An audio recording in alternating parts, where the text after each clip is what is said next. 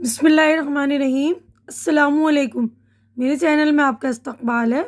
आज की ये वीडियो 8वीं क्लास की किताब अपनी ज़ुबान का सबक नंबर 9 चैप्टर 9 कुंदन लाल सहगल। तो इससे पहले भी मैंने कुंदन लाल सहगल की वीडियो बना रखी है जिसमें मैंने एक्सरसाइज सारी मतलब जो भी मश्क वगैरह सब करा दिया है, ग्रामर का काम टोटल करा दिया है। तो वो वाली वीडियो भी आप लोग देख लेंगे। और कुछ बच्चों ने मुझसे डिमांड करी थी कि मैडम आप प्लीज़ रीडिंग करके एक्सप्लेन भी कर दीजिए, तो ये वाली वीडियो में मैं रीडिंग करके एक्सप्लेन कर रही हूँ। ठीक है, तो आप लोग पुरानी भी मेरी वीडियो देख लेंगे जिसमें मैंने एक्सरसाइज पूरी करा दी है। और जिन बच्चों की रीडिंग कमज़ोर होगी उन बच्चों को भी बताइएगा कि ये रीडिंग की वीडियो है, भेजिएगा, शेयर कीजिएगा। ठीक है ना। तो देखिए, कुंदन लाल सहगल शरद चंद्र चटर्जी के नावल पर मुबनी और प्रेमा नुकर आथरती की हिदायत में बनी पहली फिल्म दुनिया पाउना बंगाली ज़ुबान में बनी थी।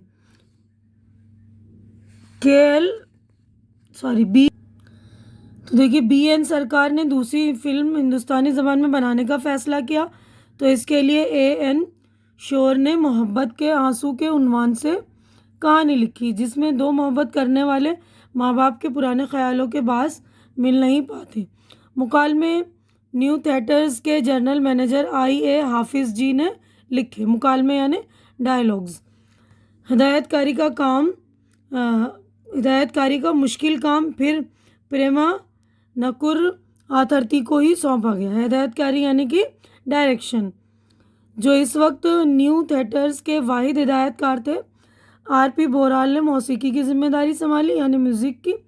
मर्द के मरकज़ी किरदार को छोड़कर दूसरे अदाकारों का इंतखाब भी हो गया था, मगर जब दूल्हा ही गायब हो तो बारात कैसे चढ़े, यानी हीरो के रोल के लिए कोई मुनासिब मुगन्नी अदाकार नहीं मिल रहा था। जो थे वो हिंदुस्तानी ज़बान में नहीं गा सकते थे, इसीलिए फिल्म की शूटिंग शुरू नहीं हो पा रही थी। इनसे मिलिए, ये KL सहगल हैं, नितिन बोस ने सहगल का तारुफ आथरती से कराया तो सहगल ने हाथ जोड़कर उन्हें नमस्कार किया। देखिए, ये KL सहगल की तस्वीर बनी हुई है, ये KL सहगल हैं। आथरती साहब ने भी जवाब में नमस्कार किया, मगर उनके चेहरे पर उलझन के आसार थे, आंखों में एक सवालिया निशान। सहगल साहब इनकी तरफ देख रहे थे और इनके चेहरे को पढ़ने की कोशिश कर रहे थे। नितिन बोस ने बात को आगे बढ़ाते हुए कहा, आपकी फिल्म के हीरो सरकार साहब ने कुछ देर पहले ही इनके साथ मुआहदा किया है। मुआहदा यानी एग्रीमेंट किया है। हीरो और मेरी फिल्म के आथरती की आंखों पर सवालिया निशान मज़ीद बड़ा और गहरा हो गया। हाँ, ये बहुत अच्छा गाते हैं। सरकार साहब ने उनका गाना सुना, बोराल दा ने भी सुना है, वो इनके गाने से बहुत मुतमईन है। नितिन बोस ने पुरजोश अंदाज में कहा। प्रेमा नकुर के माथे पर शिकनें गहरी हो गईं। उन्होंने तिरछी नज़रों से नितिन बोस की तरफ देखा। गाना तो ठीक है, मगर एक्टिंग इसका क्या होगा? एक्टिंग भी ये कर लेंगे, अच्छा करेंगे, एक बार देखिए तो सही। ये नामुमकिन, आथरती ने फैसलाकुन अंदाज में कहा। फिर सहगल की तरफ घूरते हुए बोले, इस लंबे सूखे बदन के साथ क्या खाक एक्टिंग करेंगे? देखने से लगता है जैसे बांस पर कपड़े लटका दिए गए हों, न सूरत न सेहत। यानी पतले दुबले होंगे ना, तो ऐसा लग रहा होगा बिल्कुल बांस पर कपड़े लटका दिए। फिर कुछ पल की खामोशी के बाद अपना फैसला सुनाते हुए बोले, नहीं, ये मेरी फिल्म के हीरो नहीं हो सकते। नितिन बोस ये सुनकर सकते में आ गए, मतलब उनको एकदम वो हो गया ना थोड़ी देर के लिए कि क्या होगा मेरी फिल्म का, अब क्या जवाब दें आथरती की बात का। उधर सहगल की हालत ख़राब थी, उनका एक एक लफ्ज़ इनके दिमाग पर हथौड़े की तरह बरस रहा था। पहले वो ये सोचकर खुश थे कि उन्हें अपनी मंजिल मिल गई, लेकिन अब लगा कि जिसे वो अपनी मंजिल समझ रहे थे वो महज एक छलावा था। छलावा यानी दूर से दिखाता है ना हमें अच्छी बातें, लेकिन सामने आता है तो कुछ भी नहीं होता, तो उसको कहते हैं छलावा। मौसीकी तो एक मुसलसल हुनर है बेटे। इनके कानों में अचानक जम्मू के पीर बाबा की आवाज़ गूंजने लगी। इसमें मंजिल नाम की कोई चीज़ नहीं होती, अगर कुछ होता है तो बस रियाज और ज़िक्र, जिसका कोई ख़ात्मा नहीं। यानी किसी भी चीज़ का है जो ये नहीं समझना चाहिए कि हमारी ये मंजिल आ गई। यहाँ पे कह रहे हैं मौसीकी तो एक मुसलसल हुनर है। यानी इसकी जो हमेशा रियाज करती रहनी चाहिए, हमें प्रैक्टिस करती रहना चाहिए। आखिर दम तक इसे निभाना पड़ता है। अगर तुम ये कर सके तो तुम्हारी रूह को सुकून मिलेगा। यानी मौसीकी या म्यूज़िक के लिए जो हमें हमेशा रियाज करना पड़ता है ना। सलमान पीर की ये बात याद आते ही सहगल को सचमुच बहुत सुकून मिला।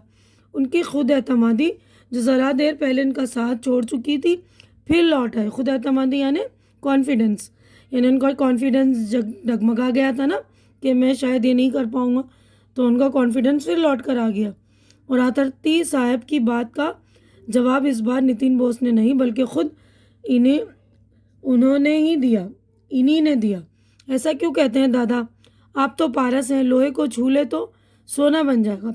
तो पारस एक पत्थर होता है जो किसी भी चीज़ को छू लेता है तो वो सोना बन जाता है। फिर मैं आपकी फिल्म का हीरो क्यों नहीं बन सकता? आप ही बताइए। मेरे सर पर आपका हाथ होगा तो मैं आसमान को ज़मीन पर उतार लाऊंगा। अपनी बात कहते हुए सहगल के चेहरे पर जो चमक थी इसने प्रेमा नकुर आथर्ती के दिल को छू लिया। फिर भी उन्होंने आस्तगी से कहा, ठीक है देखते हैं। और नितिन बोस की तरफ देखते हुए बोले, नितिन रिहर्सल शुरू करो। रिहर्सल का मतलब जो मेन मतलब एक्टिंग होती है ना, उसके पहले हम जो प्रैक्टिस करते हैं, बार बार दोहराते हैं अपने डायलॉग्स वगैरह, तो उसको कहते हैं रिहर्सल। रिहर्सल शुरू कराओ। प्रेमा नकुर आथर्ती की मौजूदगी में मोहब्बत के आंसू की रिहर्सल लगातार 2 महीने तक चलती रही। सहगल अपनी अदाकारी का बेहतरीन मुजाहरा कर रहे थे।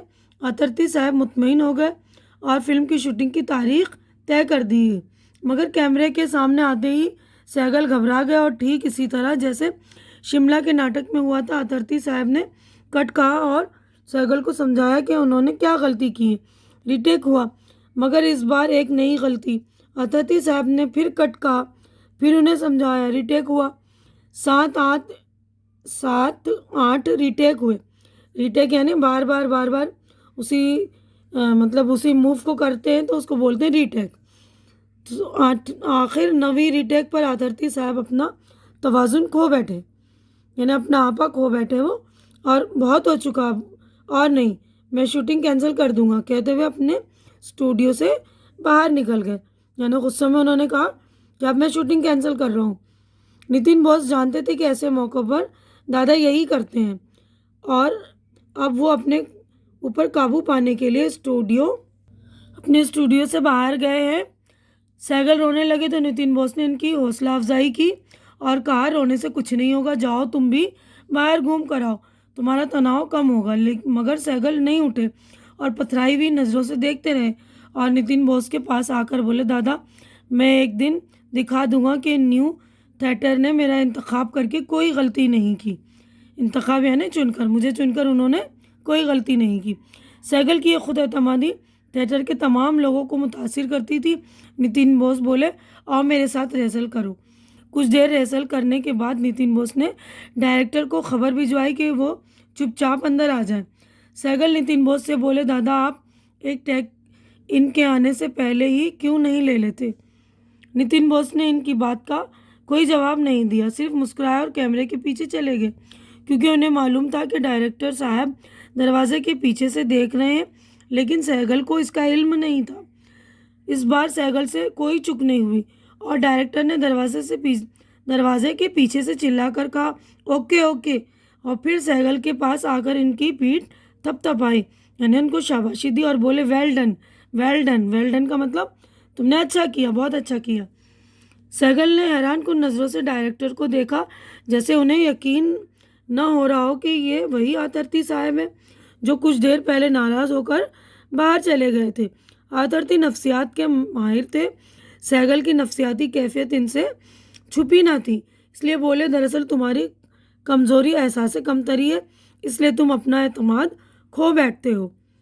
फिल्म की शूटिंग शुरू हुई तो सहगल के दिल में एक डर पैदा हुआ कि घर वालों को जब पता चलेगा कि मैं फिल्मों में काम कर रहा हूँ तो नाराज़ हो जाएंगे, इसलिए इनका नाम इनका फिल्मी नाम KL सहगल रखा गया, मगर फिर भी राजा राम शर्मा ने उन्हें पहचान लिया। अरे ये तो अपना कुंदन है। आखिरकार 16 जनवरी 1932 को इलाहाबाद की शंभर टॉकीज़ में मोहब्बत के आंसू रिलीज़ हुई और इसके साथ ही हिंदुस्तानी सिनेमा के फलक पर यानी आसमान पर एक ऐसा सितारा चमका जिसने हिंदुस्तानी सिनेमा को चकाचौंध कर दिया यानी चमका दिया।